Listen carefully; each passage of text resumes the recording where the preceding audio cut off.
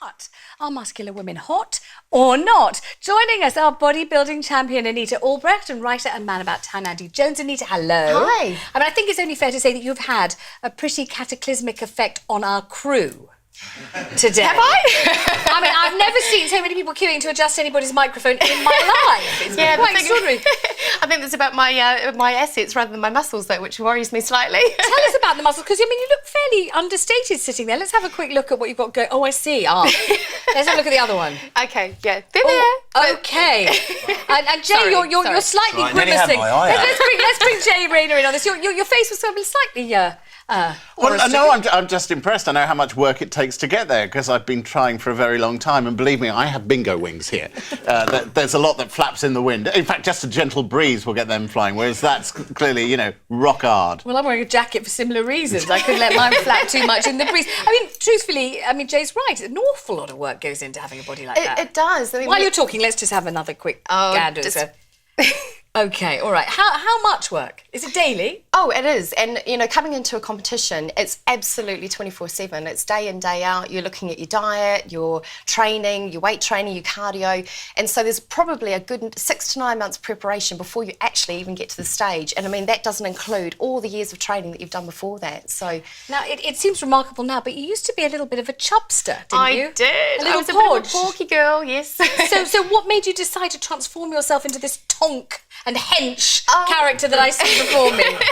She says, getting down with the peeps there. Yeah, to be honest, I really just didn't feel confident. There was something that happened in my personal life. It was a really good catalyst to really do something about it. And rather than just sit there and complain about it, I thought, do you know what? I'm going to do something about this. And I really wanted to have the chance to, inspire other people. I always wanted to be a personal trainer. So it was a really great goal to have at the end of the road, that really got me kick-started. Now, what about the side effect that we've already seen in operation here today? Every man with any sort of ha'porth of testosterone just went straight for you. Have you found that men do find this kind of body attractive? Well, I don't normally dress like this, to be honest, Vanessa. So I'm not really used to that sort of effect. And that's actually one thing I found quite hard to get used to, because I wasn't always in shape. So the kind of attention you get depends on how you project yourself, how you dress, and it's still a little bit foreign to me sometimes because I used to have such a bad self-image of who I was. And, that's fading. And the thing I like about it is that you can actually show other women and other people how they can transform themselves and give them a little belief, especially if you've been bigger. If you've been bigger, then they can sort of have that self-belief and understanding that you actually know how they feel. Do you ever get blokes saying, but hey, I like a woman a bit soft, a bit pliable? And she says, hopefully, I'm hoping that there are men who do think that and don't always want women to be so finely honed as you. I mean, do some men say, look, this is a bit beefy, a bit macho for me, I don't like it? It's interesting that you say that, because a lot of men, if they see bodybuilding pictures of women, they might think that that's too much. And let's just have a little look at you in your bikini, because we do have a picture. Oh, I see. Oh, my Lord, though, your thighs, etc. Well, I know. Wow. Oh, your etceteras, etc. Oh, Jay, what do you think of that? Yes. Here's what I have to say. The things that attract people to each other are many and various, so many and various that if we start getting into those tiny little things that people find a turn on, we go on for hours. We're all turned on by the most peculiar things. I have to say, that particular image doesn't do it for me. But you sitting there, you're actually not one of those completely ripped and sinewy and stripped down people. She looks incredibly feminine. Yeah, let's bring Andy into this. When we talk about muscly women, we think of the permatanned, muscly, veiny, throbbing women. And I think you're obviously thinking of that. Okay.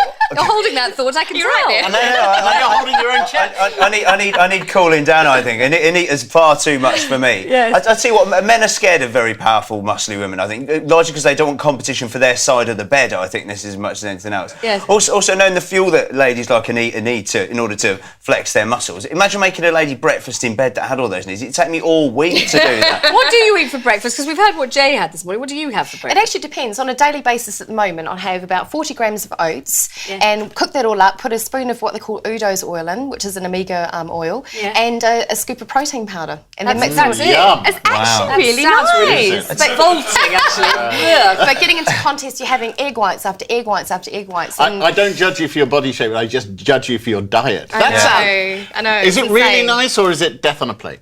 Oh, leading into the competition, all you want to do is dream about hamburgers and pizza or just something normal, even like a Thai green curry. You just you feel deprived. I mean, for so long. is it more than a fraction narcissistic? It's all about you, and it's not even about you. It's about your body and how you look and which bit ripples in which direction. I mean, is that attractive, Andy, in a woman, that kind of level of self-obsession? Because that is what it is, I'm afraid, isn't it? I'm not sure many men can handle the competition in the mirror, let alone the competition for the gym weights that you get with Anita. Also, sending a guy to the shops to look for Udos oil. I think they'd end up in a petrol station or something. But if they could massage it into you, that's a whole different matter. Well, Let's bring Ben in on this, darling. Yeah, no.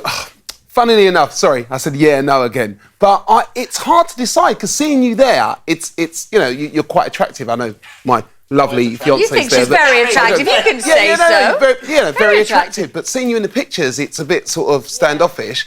And I think, going on to what Andy said, I think it's a fear. I think men have a fear of it. Like a girl competing with you, muscly wise, it'd be a bit scary. And I'm always a bit scared I'll get a slap in the kishkas, or as you would say, sweetheart. You know what I mean? So I'm a bit worried about it. Glynis, you like that? Is that right? Yeah, I think it's good. It makes a woman feel confident, and the way how they look after themselves, healthy eating habits. So seeing pictures like that, you would like to be ripped and muscly and.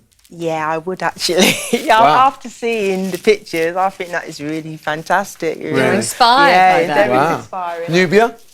Yeah, I think it's all right as well. Really? Would you be prepared to put the work in? That's the question. It's enormous effort. No, it's just the gym and stuff. Yeah, exactly. That's Like going to a the minor gym drawback. We 24/7. went out onto the street. We asked, do you think muscular women are hot or not?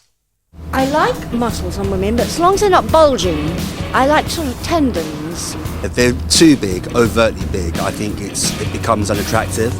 If you go in too far, I think you become like the next Arnold Schwarzenegger. Not that you see it in public, but the bodybuilding stuff and that's from most guys' point of view, not very attractive at all. I like tones, but overbuilt, I think it's a little too masculine. Jay, funnily enough, you're not altogether unfamiliar with pictures of yourself in a rippling... No, a few years... I've always been a big man, but a few years back I shifted about 3 or 4 stone by going to the gym repeatedly, and one of the editors at the Observer where I worked demanded that I have some pictures taken to go alongside a piece. And eventually I agreed, as long as she hired the most expensive photography she could get. So I could have one of those pictures that I could look back on when everything's gone to seed and gravity has taken over, and say there was a moment when I looked okay. Did you love yourself in the picture? I adored myself. I didn't need anybody else to love me because I loved me. Any rumours in the fact that you've had it put on a duvet cover, you've had a framed picture just over the fridge? I don't have a mirror in my bedroom, I just have that hanging. So that when I walk in front in the morning, that's what I see. I wish he was joking, but the fact is I know he's telling the truth. That's what I know about Jay Rayner. Thanks so much to Anita and to Andy. Jay's going to stay with